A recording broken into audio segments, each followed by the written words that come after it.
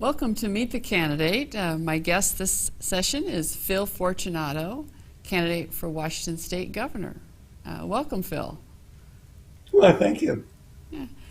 This is that simple get acquainted and starts with, well, where did you grow up and go to school? So I grew up in New Jersey. Also, my father. You know, I'm a touch in New Jersey when I was a kid. Later on, we moved to Edison, New Jersey.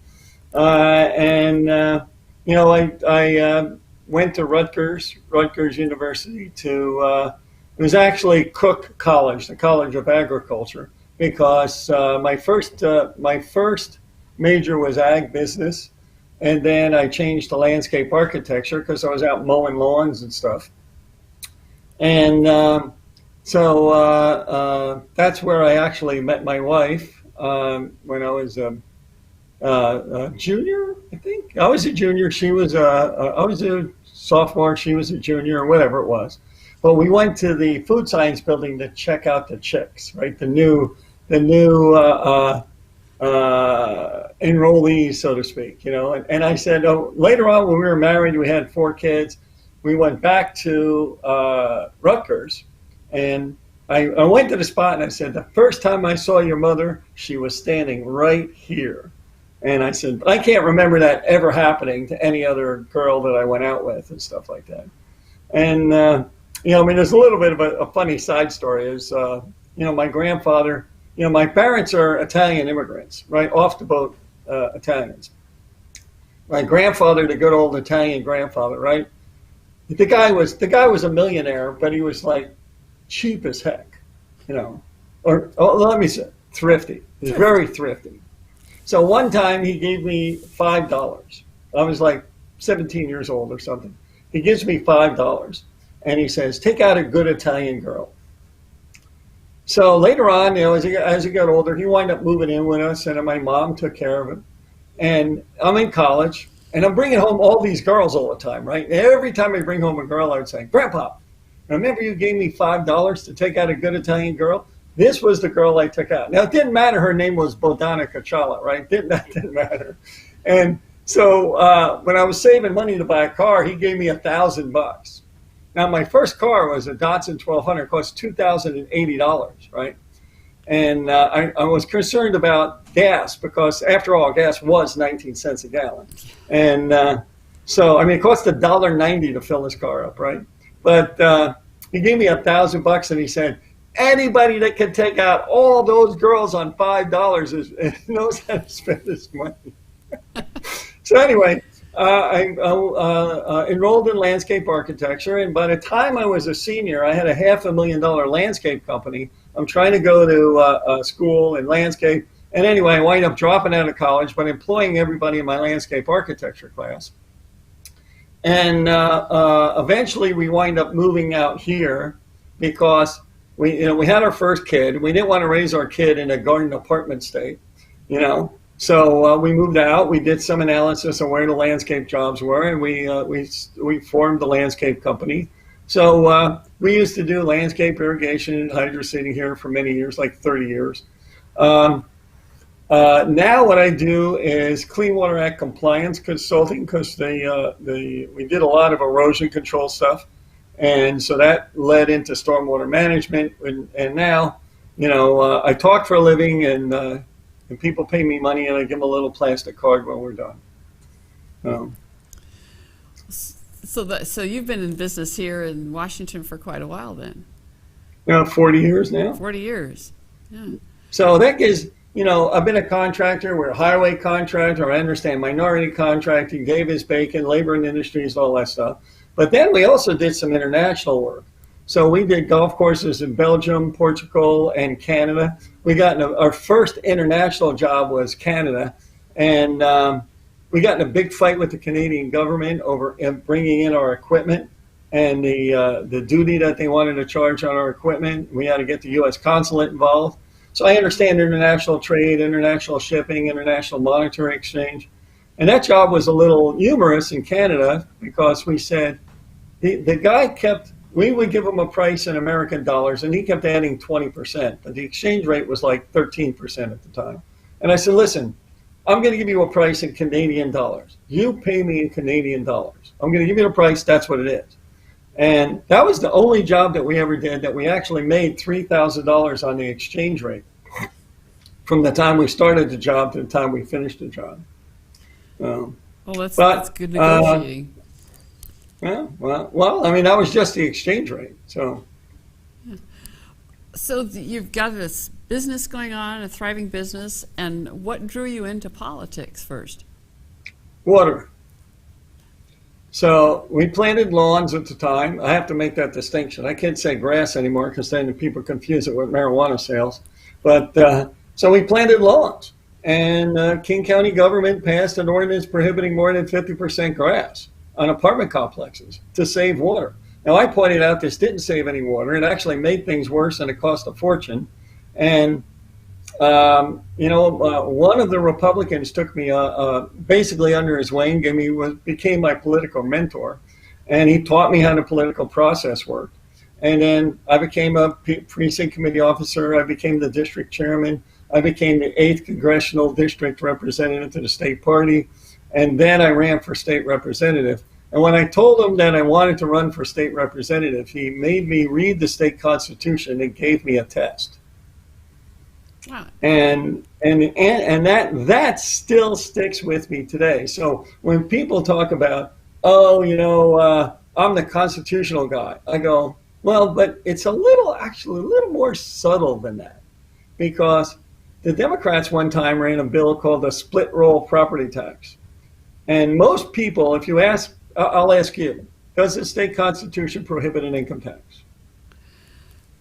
Well, the Supreme Court has ruled, the state Supreme Court has ruled that it does. No, it's actually not the case. Ah.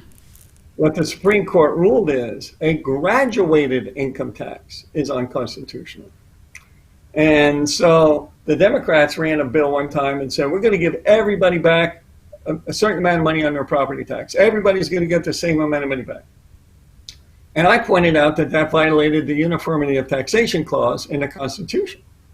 And that because everybody would now be paying a different property tax rate. And that's what the Constitution prohibits, is a graduated income tax. And you can have an income tax tomorrow afternoon if the legislature votes on it, 50% plus 1, the governor signs it, but it can't be more than 1%, and everybody has to pay the same. So if you've made $1, you got to pay 1%. You made $1 million, you got to pay 1%. But that's not what they want. What they want is a graduated income tax. They want to be able to say, you make a lot of money, so you pay more, and to pick winners and losers kind of thing. Well, so that was. It's interesting that you started out as one of your first steps in running for elected offices was taking a test on the state constitution. Well, I mean, and it does serve you well because, of course, one of the questions, now you're getting all these questionnaires, and one of the questions that one of the questionnaires said was, should politicians have the same, have to obey the law like everybody else, right? And I pointed out that, well, yes, I believe that, but that would actually require a constitutional amendment. You know why?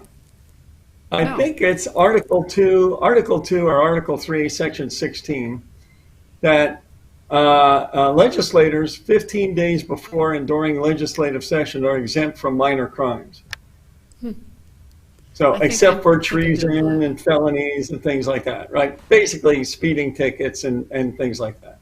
So you would actually have to amend the Constitution to say that all legislators have to obey all the laws. Well, you're the first candidate I've talked to who's brought up the state constitution, and you're probably the most qualified to answer the question to describe the responsibilities of the office of governor. Well, my wife asked me, she said, do you know what the governor does? I go, well, our current governor doesn't do anything. That's why I want the job. I mean, he wasn't there at 5:30 in the morning, 1:30 in the morning and all that stuff. I don't know where the hell he was, but we're in session and all that stuff. And, but, the governor sets the pace.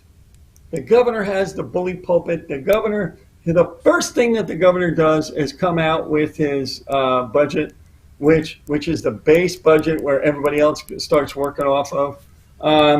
He basically, you have a philosophy of government that the governor communicates. In this case, his philosophy of government is the green economy, and take down the dams and all the stuff. Now, you can't get any greener than having hydroelectric power. I mean, it's the cheapest, greenest power that we have. We're already at 74% clean energy, and this guy's talking about taking down the dams and doing what? Putting up 4,000 windmills? I mean, to be honest with you, windmills are like a blight on the landscape. You look out over the beautiful landscape and you see all these windmills. I'm not a giant fan. But that was passed because of Initiative 926 in 2006, which said 15% of your energy had to come from renewable resources. That did not include water. Mm-hmm. So setting the pace and setting the agenda. So here's the final wrap-up question. Your opportunity to tell voters directly, why should people vote for Phil Fortunato for governor? Well, I'm the only one with elected experience. None of these other candidates in the race have any kind of real elected experience, but I'm the only one that actually has legislative experience. And, 4 years may not be all that much experience, but it's a heck of a lot more experience than zero. And, you really have to you have to know who the players are in the game. Somebody said to me, what's the first thing you're going to do? I said, as a governor, I said, well, for me, the first thing I'm going to do is sign an oath of office and fire the Secretary of Transportation. I mean, I think the guy's done a horrible job. And but you have to know who the players are. You have to know who the good people are. You have to know who the bad people are. You have to know who to get rid of. And you have to know, how are you going to plug an $8 billion hole? How are you going to do this? Where's all the money go? And how do you spend that money? When people elect a state representative or senator or whatever, you're actually hiring your chief negotiator and the guy to spend your money and make your laws. Well, when you're the governor, you're the guy. You're going to either represent some special interest groups or whatever, or you're going to represent taxpayers. You have to make that choice. Our current governor has already made the choice. So, Okay. Well, Phil, thank you very much for joining us online, and wish you well with your campaign. Okay. Thank you very much. Thank you for the interview. 90 million Christians are eligible to vote. 40 million didn't. That's 45% of eligible Christians not voting. We can change that. We Believe We Vote was designed to arm people of faith with information on candidates and how they line up with biblical and constitutional principles. It's simply WeBelieveWeVote.com. We're on a mission to rev up the 2020 election. Tell your friends, your neighbors, and especially your pastors to rev up.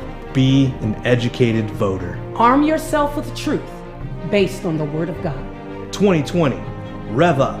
Register, educate, vote. Rev up. Rev up. Rev up 2020.